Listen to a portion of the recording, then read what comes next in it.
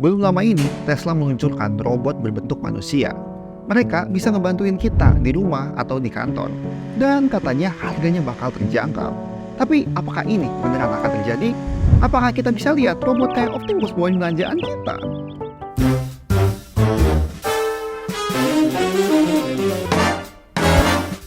Ya, jadi robot itu sebenarnya cuma mesin. Tapi kalau robot itu mesin, kenapa mereka-mereka ini nggak kita sebut robot? Ini karena robot itu biasanya dianggap mesin yang pintar dan mandiri. Hampir setara sama kita, manusia. Tahun 1961 adalah tahun lahirnya robot modern pertama. Namanya Unimate. Lengan robot yang ngebantuin kita buat ngerjain tugas-tugas yang berulang dan berbahaya. Ya, yang ada di pabrik-pabrik. Dia tuh benar-benar keren pada masanya. Lompat ke 60 tahun kemudian, ternyata robot makin berkembang pesat. Oke, tapi gimana kita bisa tahu? Mereka bahkan belum ada di jalanan. Oke, jadi kenyataannya, walaupun belum ada di rumah-rumah kita, robot udah ngelayanin kita di pabrik. Mereka ngebikin barang-barang yang kita pakai tiap hari, mulai dari mobil, alat-alat elektronik, bahkan sampai bahan kimia. Terus pertumbuhan industri robot itu diukur pakai ukuran yang namanya kepadatan robot. Ya, rasio yang ngebandingin antara jumlah robot dengan 10.000 pekerja di suatu negara.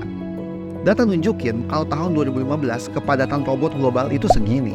Tapi 6 tahun kemudian, angkanya naik lebih dari 2 kali lipat. Beberapa negara bahkan punya kepadatan robot yang gila banget. Mungkin detik ini juga ada ratusan juta robot di seluruh dunia lagi kerja buat kita. Tapi kapan kita bisa ngelihat mereka keluar dari pabrik? Atau jangan-jangan impian punya robot yang ngelayanin kita sehari-hari masih jauh dari kenyataan? Ya, kita boleh sedikit berharap. Soalnya ada ribuan perusahaan robot di dunia yang lagi ngewujudin ini. Yang paling terkenal mungkin robot Boston Dynamics yang ngembangin lengan dan kaki robot canggih. Mereka bahkan ngebikin perusahaan Cina terinspirasi buat ngembangin robot-robot canggih serupa. Terus kalau kita anggap mobil tanpa pengemudi sebagai robot, beberapa dari kita bahkan udah pernah lihat mereka di jalanan. Perusahaan Cruise yang pengen ngeluncurin 1 juta taksi robot di tahun 2030. Tapi tentunya mereka punya banyak saingan yang punya tujuan sama. Mulai dari Tesla, Waymo, Zoox, Koma, sampai BMW. Tapi, jangan terlalu berharap tinggi-tinggi dulu. Soalnya teknologi mobil tanpa pengemudi ini tuh bakal datang pelan-pelan secara bertahap. Biar gampang bisa lihat pakai 5 level ini. Mobil level 1 bakal cuma bantuin kita nyetir, tapi mobil level 5 bakal ngurusin semuanya. Kita tinggal duduk manis di bangku penumpang. Nah, perkembangan robot-robot lain juga mungkin bakal ada secara bertahap. Nggak langsung tiba-tiba jadi canggih.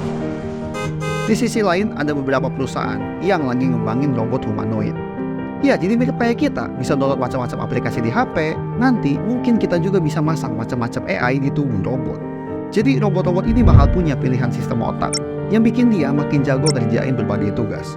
Misalnya ada robot humanoid ini yang lagi disiapin buat orang-orang yang mau ngembangin AI-nya. Dan tentunya ada juga Sofia, duta besar robot PBB pertama.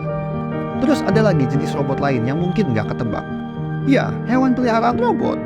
Robot peliharaan lucu ini dibikin sama perusahaan Living.ai.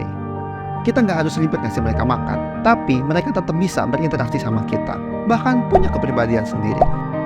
Sejauh ini semua robot tadi kelihatan keren, canggih, dan pastinya bakal ngebantu kita banget. Tapi tunggu dulu, karena meski banyak manfaatnya, kita juga jadi harus waspada sama budaya yang mungkin ditimbulin sama para robot ini.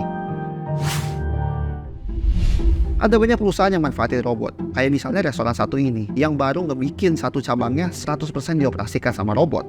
Ada juga ibu di Skotlandia yang hidupnya diselamatin sama robot bedah super canggih.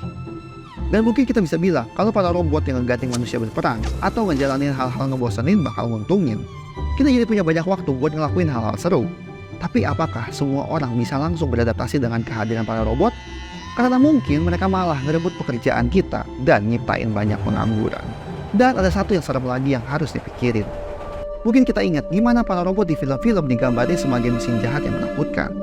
Tapi negara kayak Jepang malah ngegambarin robot sebagai teman atau setara sama manusia. Dan mungkin masa depan bakal banyak negara kayak Jepang yang punya penduduk robot. Mereka bakal jadi warga negara yang bekerja dan bahkan mendukung pertumbuhan ekonomi negaranya. Oke, cut. Mungkin ini emang kedengarannya kayak science fiction. Tapi gilanya, pemerintah Jepang beneran serius punya rencana warga negara robot di tahun 2025. Dan kadang, biar teknologi bisa maju pesat, kita tuh butuh perubahan budaya. Kayak yang terjadi pas masa Renaissance di Italia. Masyarakat yang mendukung seni dan teknologi bikin keduanya berkembang pesat.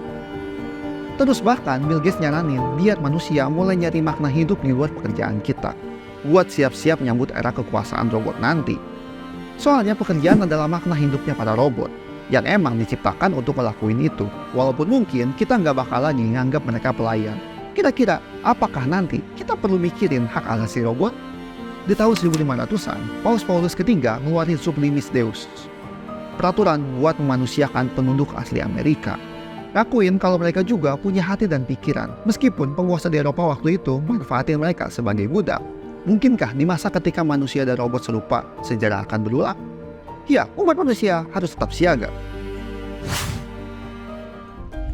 Tarik nafas dulu, karena kita masih punya waktu buat mikirin itu semua. Masih banyak tantangan, teknologi, dan ekonomi buat ngewujudin robot pelayan. Mungkin ada banyak orang yang ngeremehin tugas-tugas robot humanoid, kayak megangin garpu, bukain pintu, dan bahkan berjalan kayak kita. Soalnya itu tugas yang mudah buat kita kan? Karena dunia emang didesain buat manusia. Jadi ya emang para robot yang harus beradaptasi. Kalau dipikir-pikir, mereka ibarat anak-anak kecil yang belajar buat beradaptasi di dunia nyata. Mereka cuma butuh waktu dan pendidikan. Terus walaupun banyak orang yang bilang teknologi Optimus Tesla biasa aja, tapi Tesla punya kemampuan produksi yang nggak dimiliki sama perusahaan robot lainnya. Makanya mungkin dia bisa jadi pionir yang merubah segalanya dengan ngebuat robot benar-benar jadi hal yang terjangkau. Dengan perkembangan AI, energi terbarukan, virtual reality, teknologi luar angkasa, dan sekarang robot, tahun 2030-an mungkin bakal jadi sangat berbeda dari yang kita bayangkan. Jadi apakah hidup tenang yang kerjaannya nyantai di pantai dan nonton anime seharian sambil dilayani robot bisa bermakna? Dan seperti biasa, terima kasih.